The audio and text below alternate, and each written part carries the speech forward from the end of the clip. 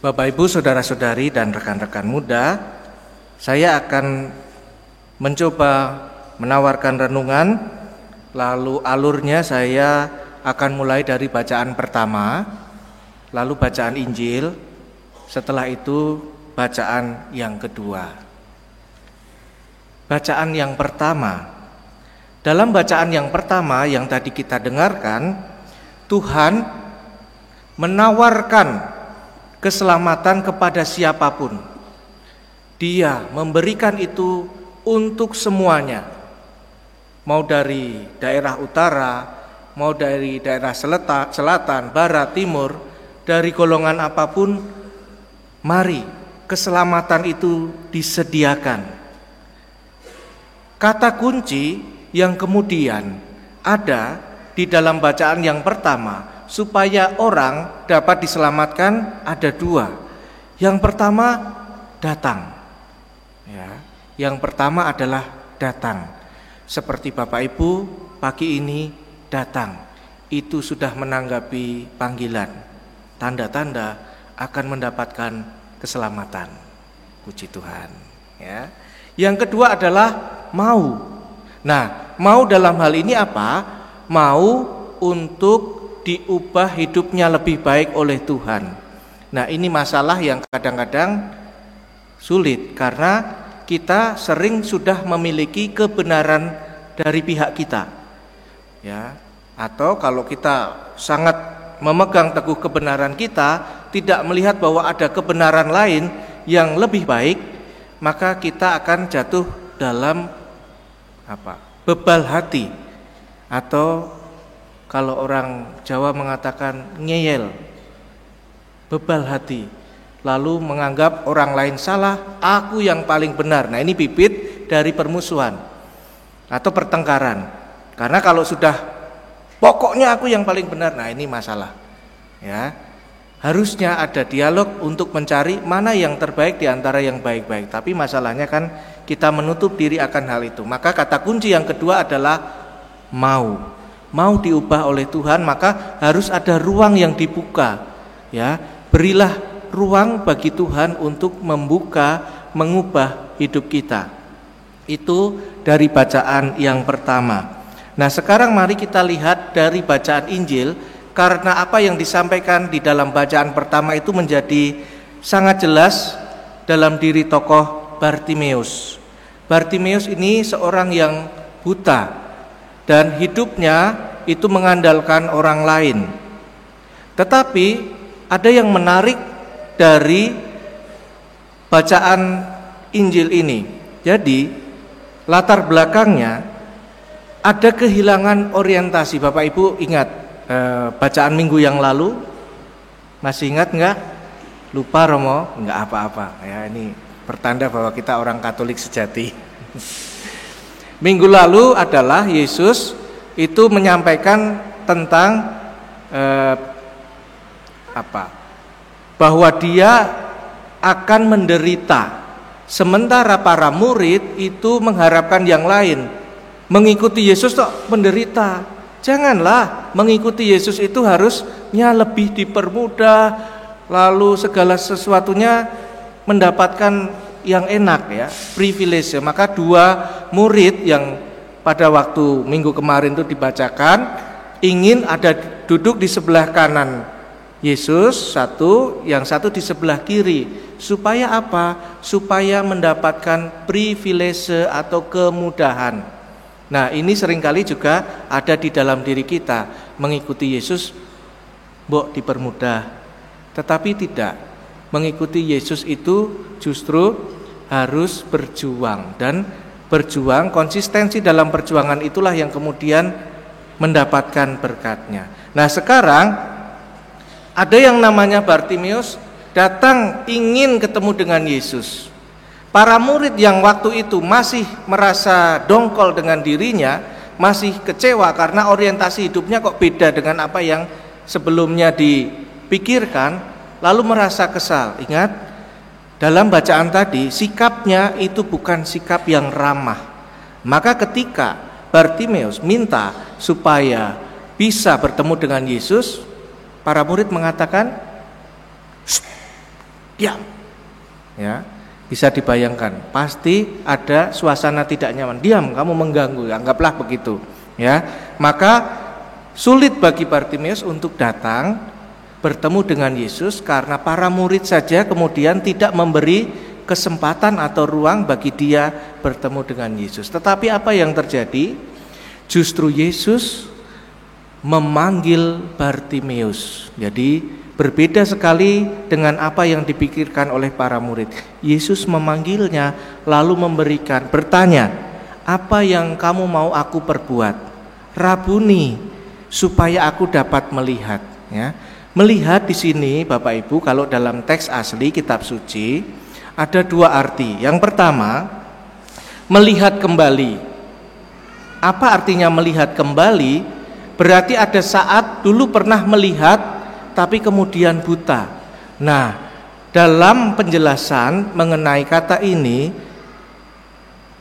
kita diantar pada suatu pengalaman kehilangan arah, kehilangan orientasi hidup, sehingga kemudian tidak melihat kebaikan Allah. Sama seperti kita yang kadang-kadang kurang melihat kebaikan Allah pada saat kita merasa susah. Pekerjaan susah, ekonomi lesu, hubungan bapak dan ibu sedang tidak baik, orang tua dengan anak-anak tidak baik, anak-anak yang belajar kesulitan. Seringkali itu membuat segala sesuatunya seperti buram. Maka mudah sekali orang kemudian merasa lelah dengan hal-hal itu, lalu menimpakan kesalahannya kepada Allah. Ini namanya kehilangan orientasi, kehilangan arah. Ya. Jadi kata yang pertama adalah melihat lagi. Aku ingin melihat lagi. Maka persoalannya bukan sekedar penyakit fisik, tetapi penyakit rohani. Karena kadang-kadang kita hanya sibuk memikirkan yang fisik, sehingga yang rohani tidak memberikan keseimbangan. Ini arti yang pertama. Oke ya, jadi aku ingin melihat kembali karena aku jatuh dalam kehilangan arah. Yang kedua artinya adalah melihat ke atas. Jadi yang satu melihat kembali, yang dulu pernah hilang, ingin melihat kembali. Yang satu melihat ke atas. Artinya apa? Artinya ingin menempatkan dirinya pada yang utama, mengarahkan hidupnya pada yang utama. Manusia diciptakan untuk mengabdi, memuji, meluhurkan nama Tuhan. Itulah dasar dari iman. Ya. Maka kata yang kedua, arti yang sebenarnya adalah melihat ke atas, artinya orientasi hidup saya adalah Tuhan. Maka segala pekerjaan, relasi, lalu jerih payah saya untuk keluarga saya, tetapi semuanya itu saya arahkan kepada Tuhan Sang Pemberi Hidup. Inilah makna dari melihat yang ada di dalam kitab suci bacaan Injil. Dan yang bagus lagi adalah Bartimeus melepaskan apa tadi? Jubah atau mantolnya. Jubah atau mantol itu punya arti, yaitu tadi kebenaran yang seringkali justru tidak benar, atau kesombongan bisa saja, atau sesuatu yang justru mengganggu kita dalam perjalanan spiritual kita, ya, kesombongan, kemarahan dan lain-lain. Jadi itu ditanggalkan. Artinya apa? Seperti bacaan yang pertama, aku mau berubah. Ini bacaan pertama dan bacaan yang kedua ke Injil. Sementara dari bacaan kedua ini adalah pembicaraan tentang hidup imam. Maka ini adalah otokritik paling tidak buat saya. Di sini dikatakan tentang imam agung, tetapi rasa-rasanya tidak pantas untuk kami disebut agung. Imam besar iya, artinya badannya besar. Tetapi untuk menjadi agung rasanya belum pantas.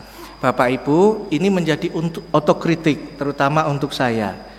Apakah Bapak Ibu pernah mendengar imam yang kehilangan orientasi hidup?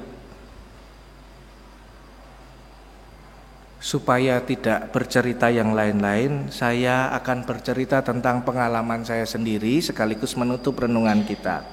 Bapak Ibu, tahun berapa ya? 2013 saya diminta untuk belajar oleh Bapak Uskup.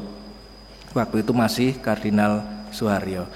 Nah, saya tinggal di suatu tempat 15 menit dari Basilika Santo Petrus di Roma. Saya belajar hukum gereja. Saya pindah dari suatu paroki di kota Bandung, lalu belajar. Ini adalah sesuatu yang berat. Karena apa? Karena yang tadinya bertemu dengan orang-orang, sekarang bertemunya dengan buku. Rasanya apa? Rasanya sepi, tidak ada interaksi, tidak dibutuhkan, dan jauh sekali dari sapaan orang-orang. Ini pengalaman pertama. Yang kedua, saya merasa memasuki tahun ketiga belajar saya merasa sungguh kesulitan.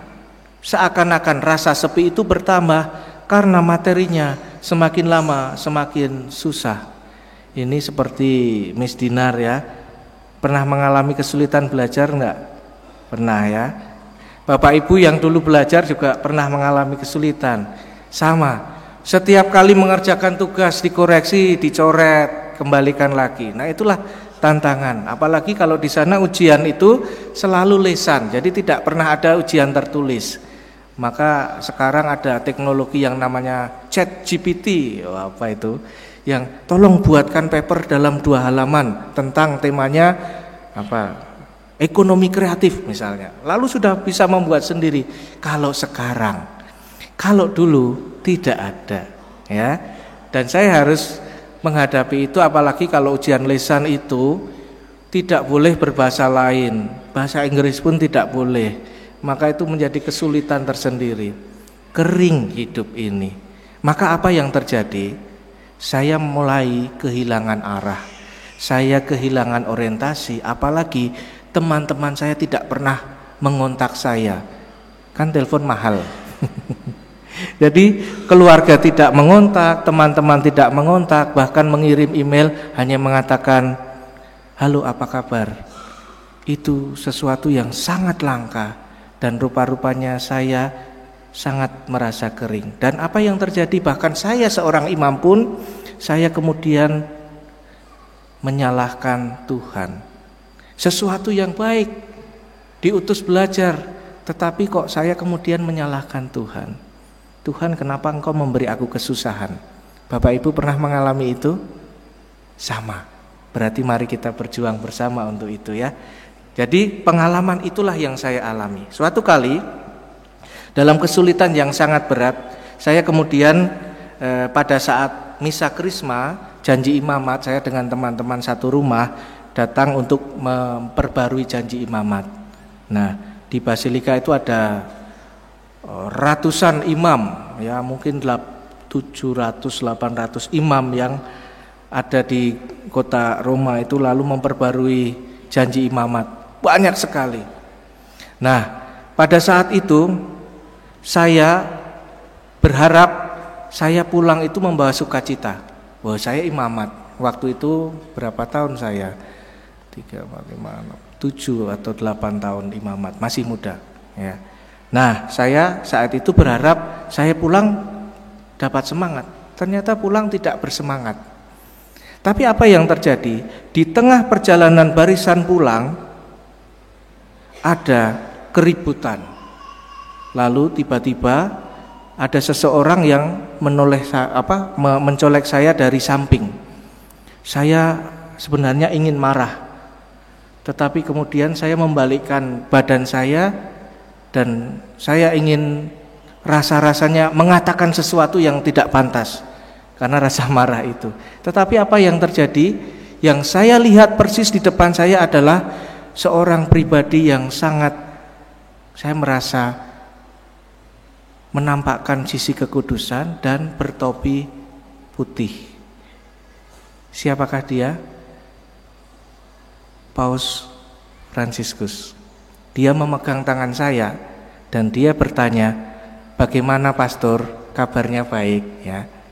Come stai padre, tutto bene kalau bahasa sana ya. Saya harus menjawab apa? Itu sesuatu yang tidak bisa saya katakan.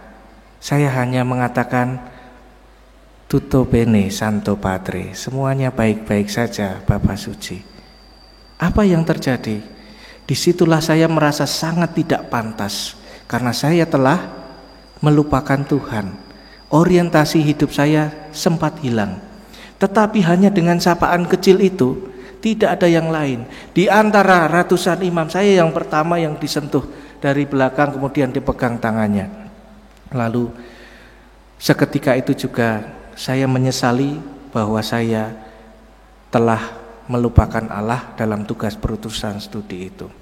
Saya mengaku dosa, lalu saya pulang akhirnya dengan semangat, dan saya berjanji akan menyelesaikan tugas dari Bapak Uskup tepat waktu. Dan akhirnya benar, saya menyelesaikan perutusan studi tepat waktu. 2016 saya pulang. Lalu 2021 kemarin diminta pergi lagi ke sana, tetapi semangatnya sudah berbeda karena saya sudah berjanji kepada Tuhan bahwa saya akan mengikuti Tuhan. Saya tidak akan kehilangan Tuhan lagi. Maka kemarin 1 tahun saya menyelesaikan tugas dari Bapak Uskup untuk yang kedua kali. Itulah yang saya alami, bahwa ternyata kami para imam pun ada sisi yang kami membutuhkan doa dari Bapak Ibu. Kami juga masih sangat berkekurangan, penuh kelemahan, penuh dosa.